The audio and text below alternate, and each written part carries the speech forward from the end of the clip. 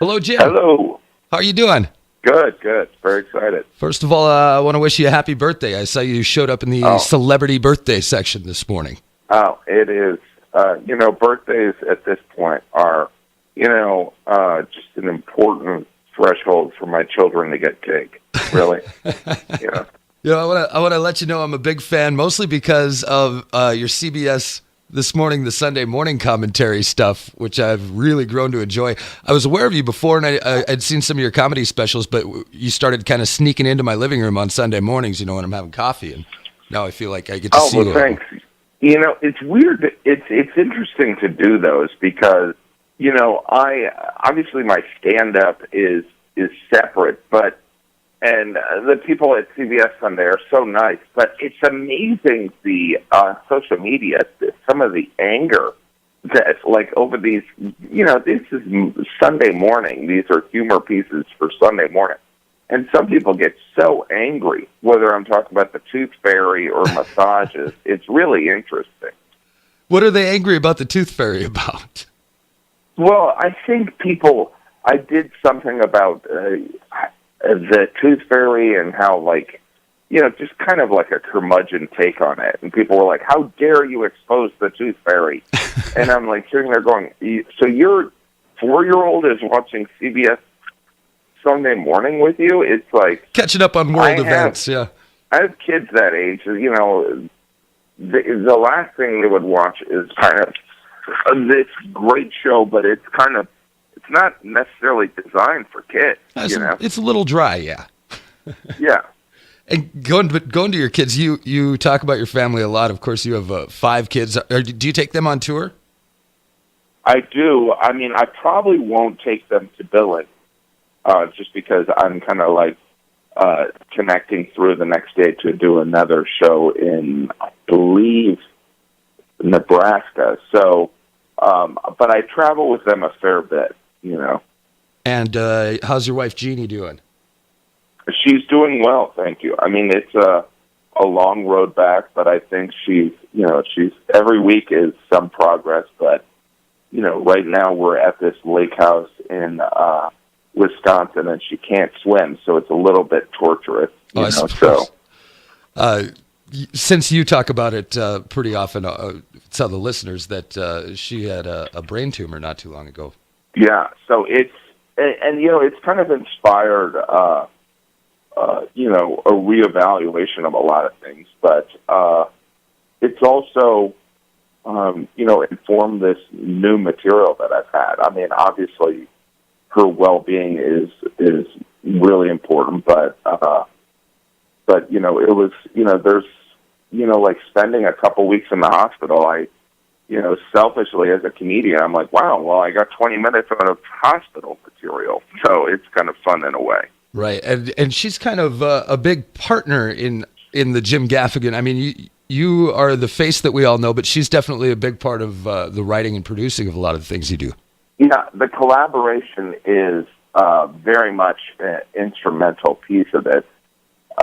We do everything together. Of course, her, recovering right now, and, she's not in a hospital bed or anything, and obviously she can travel around, but, it's just not the priority of the collaboration, but at this moment, but, she's definitely seen me do some sets about some of her sickness, and she's read, a lot of the stuff that I've written, so the collaboration was very important, but obviously nothing compared to, being, my spouse and my, my parenting partner. Right. Well, that's got to be crazy on your schedule because you've always got projects in motion. You've got to be one of the busiest, whether you're actor, writing your books, you're doing your stand-up tours, the Noble Ape Tour that's out now. You had that Netflix special, the most recent one.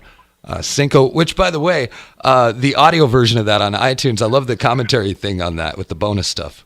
Oh, thanks so much. Yeah, that was something we had planned, I guess in January or February. We knew we were going to release the album, and Jeannie and I wanted to do something unique and different on the album. And so, in addition to bonus material, we added, kind of a commentary on each track of how the material, where it came from, and stuff like that. Yeah, it's almost People like seem to really enjoy it. It's almost like the director's cut. Yeah, it's totally, it's just for the comedy nerds, but, there's an amazing amount of comedy nerds, including myself out there. I'm also a comedy nerd, and I was going to ask you my next question. Where you've been around for like 30 years or something, right? Where did you start out originally? I started out originally in New York. I'm from a small town in Indiana, so it's you never really lose some of that,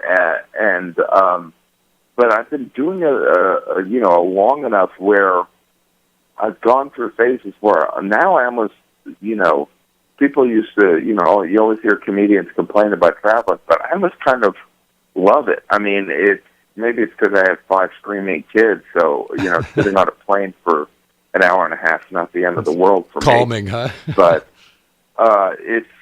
it's something I enjoy so deeply. Really, it's something I enjoy kind of like exploring. So like with Billings, I'm like, where would I go for an after show meal? If you have any suggestions. Oh, Jake's downtown is great. What's it called? Jake's Steakhouse. If you're coming to Billings, you should get yourself a good steak. Yeah. Yeah. Well, I'm definitely going to do that. Have you never been to Billings before? I don't think I have. I mean, I went to, as I type in Jake's into my calendar, have you been to Montana before? I've been to Montana. I went there as a kid and, had an amazing time. But I haven't, I think I've done a college there, but I haven't really, I was supposed to do Billings a couple of years ago and then I had to cancel it. So, this might be my first kind of open show there. That's cool. So it's pretty exciting. When you were coming up in New York, who were some of your influences, or who were some of the comedians that you were coming up with? Well, I feel like Dave Attell had a big influence on me. Stylistically we're different, but right. His writing and the efficiency of his writing was a big influence on me. But I was part of this wave right after like a pretty impressive stable of comedians. So, Louis C.K., Dave Attell, Todd Barry, Mark Maron, love Maron, Sarah Silverman. They were all kind of semi-established when I started, but I kind of started with Fred Giraldo and Judah Friedlander and Bonnie McFarlane. So we were, it was like this generation, they didn't really need any. There was this huge crop of amazing comedians. They certainly didn't need any more. So it was a little bit harder for us to break in, just bad timing wise, but it was all good. That's a huge talent pool. Yeah. We have a pretty good comedy scene here in Billings. We've got a lot of young comedians that are up and coming, and some that have already moved off to LA and made something of themselves. Do you have any advice for the younger up and coming comedians that probably be listening on YouTube? The weird thing is I think just write and perform, because all the other kind of advice, it changes year to year. So it's,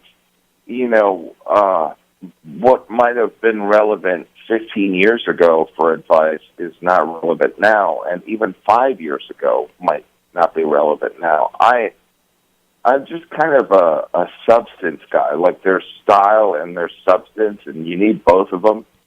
But I think it really comes down to, I was kind of a New York comedian from the 90s, and it was back when the audience didn't have a lot of respect for comedians, and the audience was much more combative. This is before the alternative scene, which I think is great, really kicked in. And so the task of making not everyone laugh, but like doing your job was really kind of an undercurrent, and the material had to work even if the audience didn't like you. So back in the mid-'90s, you would go on stage and people would look at me, this white bread guy, and they'd be like, I have nothing in common with him. I don't like him. And so, like, making people that didn't want to like you laugh was a necessity back then. And I think it's less true now. I mean, it's great that it's less true, but I don't know. I think in the end, substance, like, you have to do the job. And it's very fragmented stand-up. You know, it's like for certain audiences, you know, even the beneficiary of it, people are like, Jim's comedy's clean, so I can take everyone that likes clean comedy. But in the end, it's got to be funny. Right. So it's like all comedians, if you have any longevity, it really comes down to the only adjective is funny. You know, it's, you know, there's going to be flavors of the month or the week, but like funny always wins at the end. Well, we know you're funny, and we're definitely looking forward to it. The Noble Ape Tour is July 27th, the Rimrock Auto Arena at Metrapark. And Jim, can't wait to see you, man. Thanks a lot for calling in today. Thank you so much. Appreciate it.